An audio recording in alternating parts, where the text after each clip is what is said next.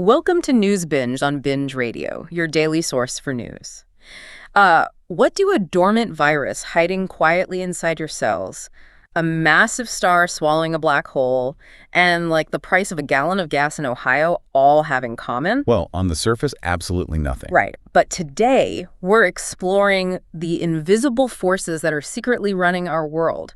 You are diving into a massive stack of sources with us today, and our mission is to, cut through the absolute noise and extract the vital insights across world news, finance, tech, health, and entertainment. Yeah, and it's so easy to look at those 5 categories and just treat them as completely separate realities. Absolutely. But the deeper you read into today's sources, the more you realize that global tensions, market mechanics, and even human health are colliding in real time. We are looking at a deeply interconnected system where— like a domino effect. Exactly. A single pulled thread in one region unravels a reality on the complete other side of the planet.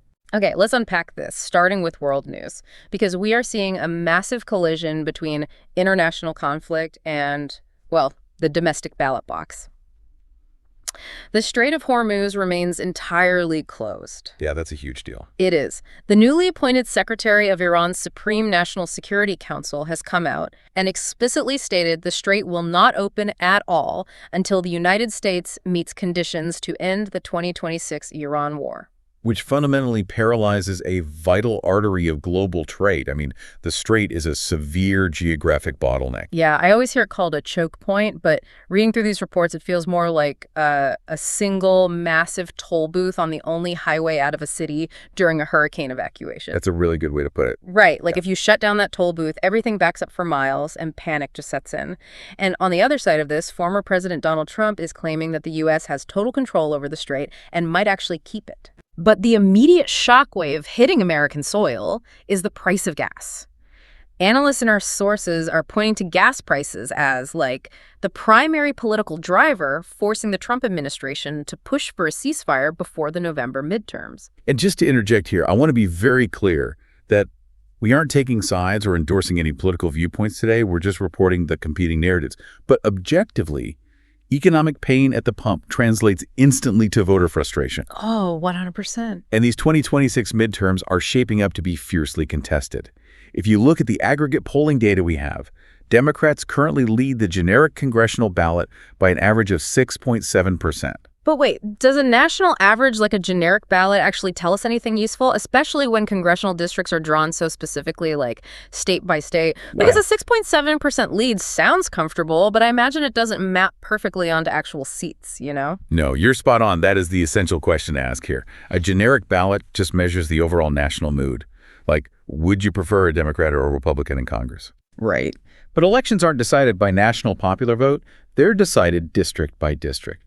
And that brings us to the real battlefield in these sources, which is the actual mechanics and rules of voting.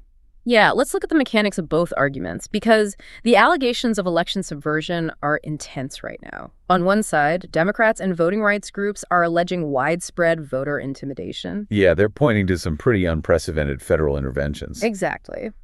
For example, the FBI recently raided the Cleveland offices of the Ohio Organizing Collaborative, which is a major voter registration group, and seized all their computers. Wow. Yeah.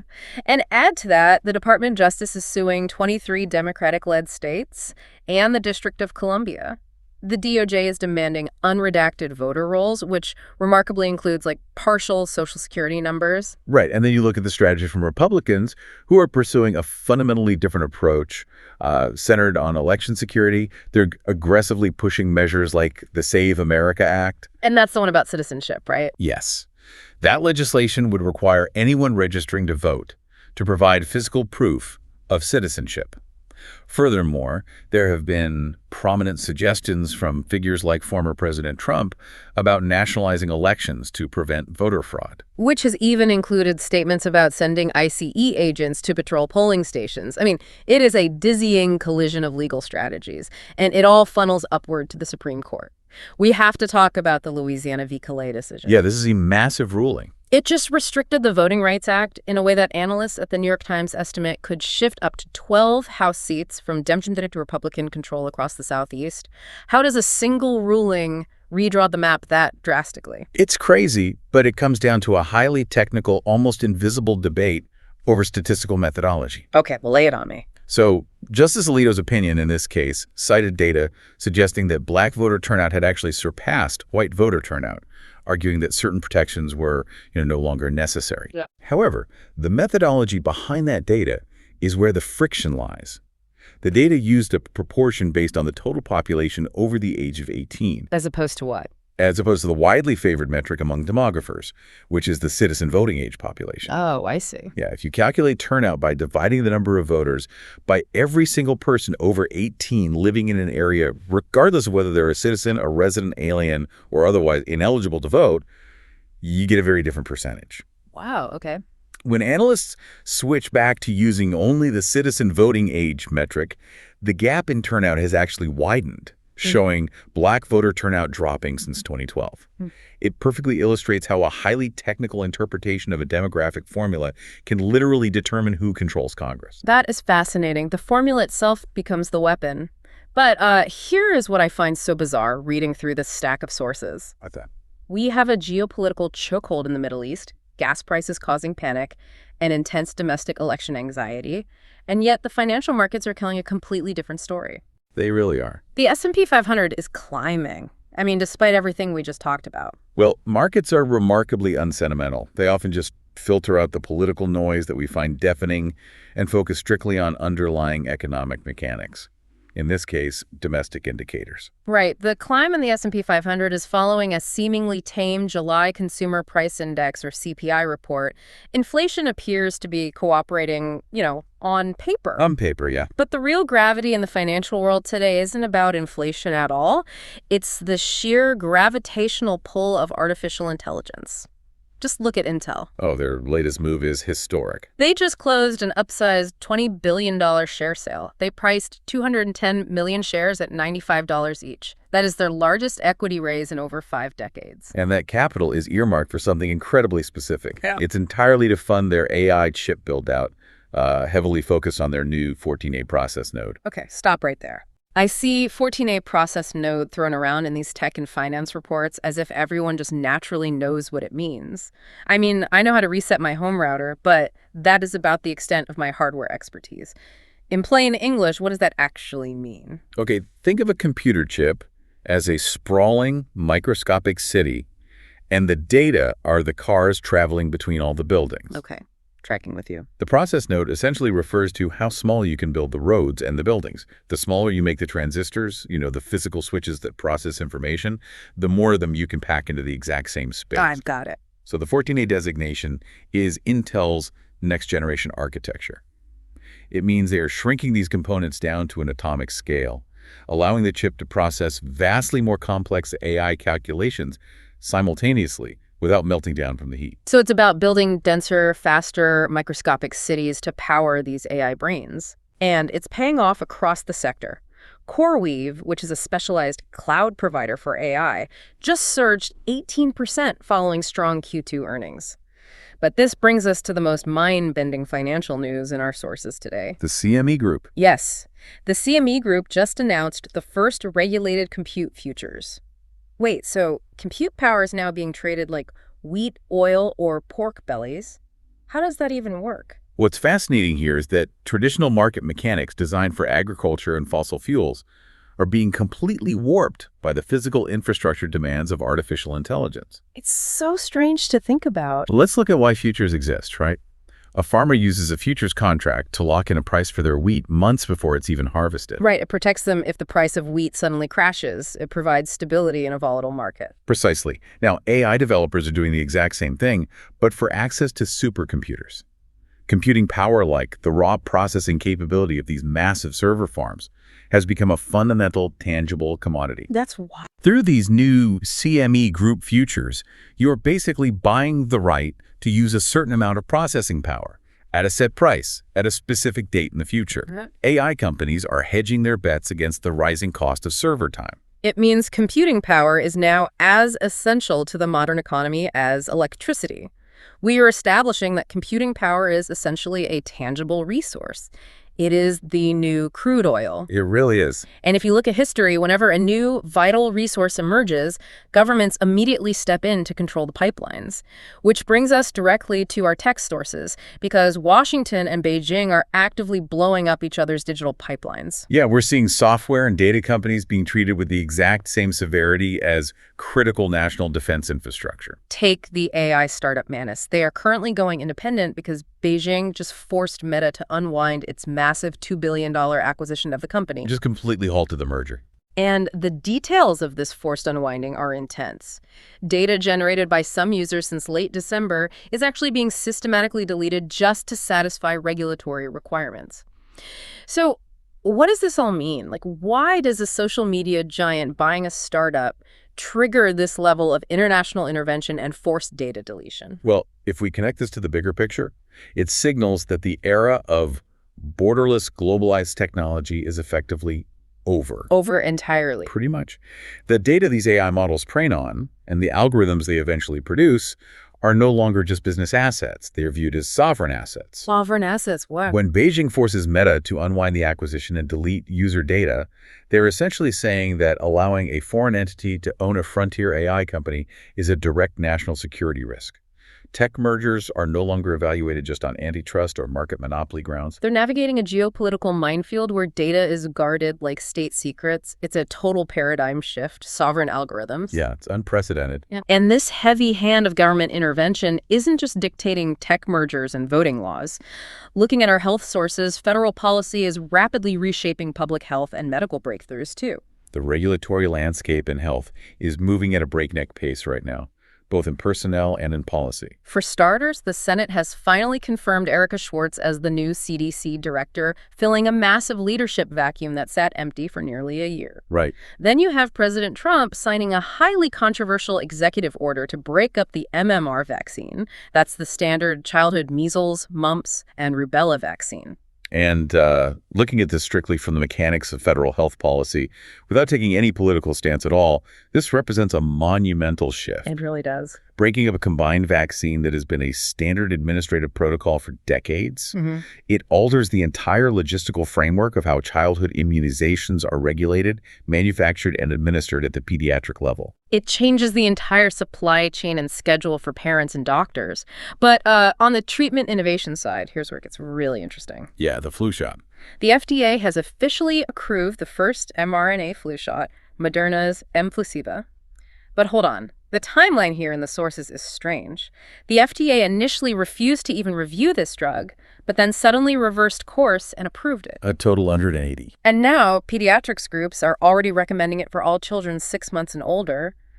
How did a drug go from being denied a review to becoming a universal recommendation so quickly?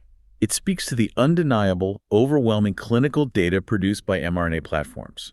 I mean, during the initial review phases, regulators are naturally cautious about applying novel technology to standard annual ailments like the flu. Especially when traditional egg-based vaccines already exist, right? Exactly. Yeah. But the adaptability of mRNA, like the ability to essentially program the vaccine to perfectly match the circulating flu strain with incredible speed, it just proved too effective to ignore. The initial hesitancy was entirely overtaken by the sheer efficacy of the data. It is staggering to think how fast mRNA technology has moved from a frantic, novel COVID response into standard, everyday medicine. It's a medical revolution. But while our science is advancing in how we fight viruses, we are also learning terrifying new things about how they operate inside us. CIDRAP, the Center for Infectious Disease Research and Policy, just released a report showing that severe COVID-19 may actually awaken dormant viruses in the human body. This is one of the most significant medical insights in recent years.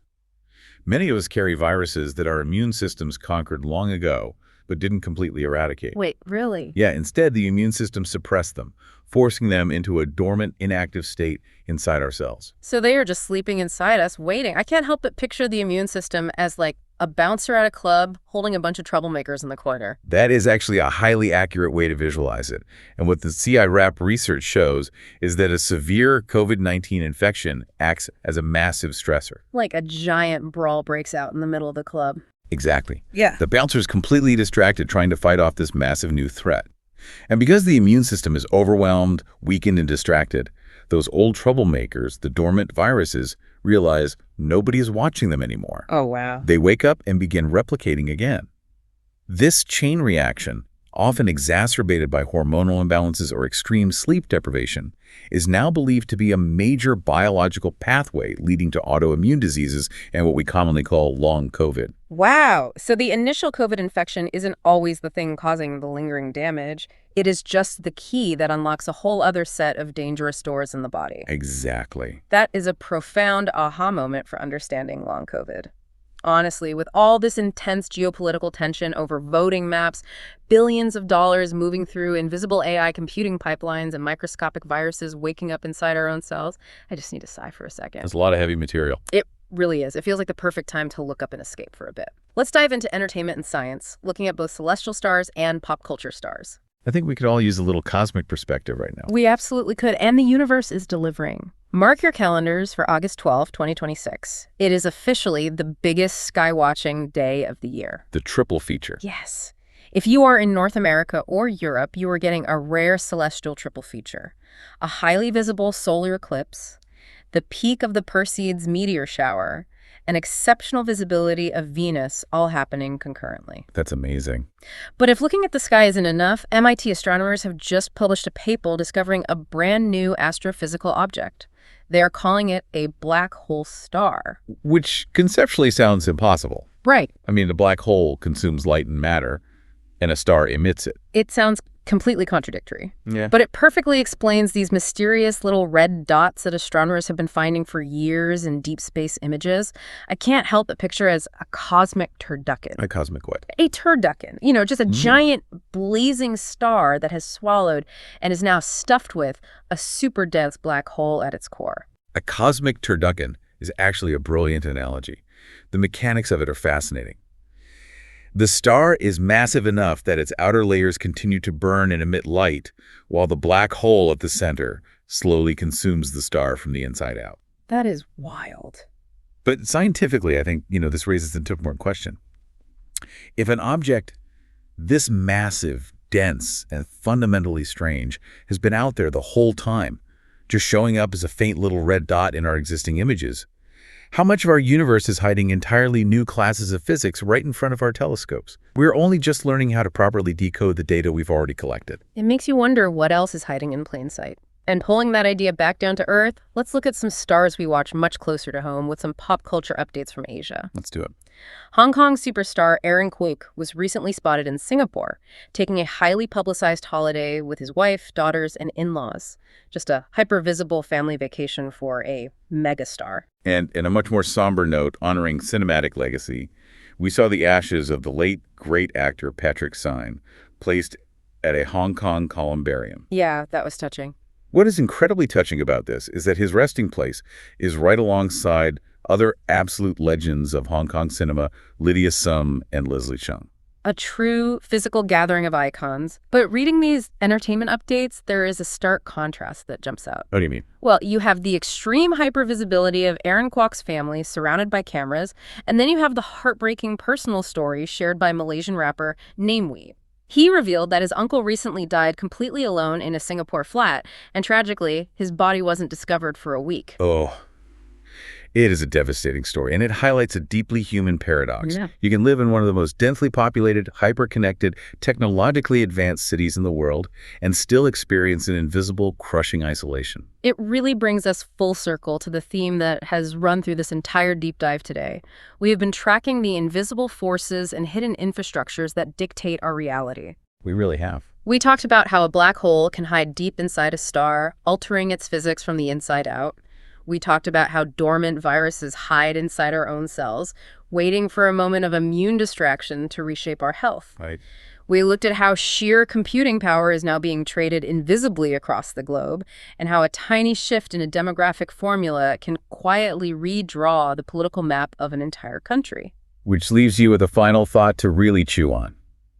If AI computing power is truly the new oil, and our personal data is the new currency being fought over by global superpowers, it begs a massive question for the next decade. What's that? As these invisible digital pipelines grow stronger than physical borders, Will the world's most powerful entities be the governments we elect, or the server farms that host them?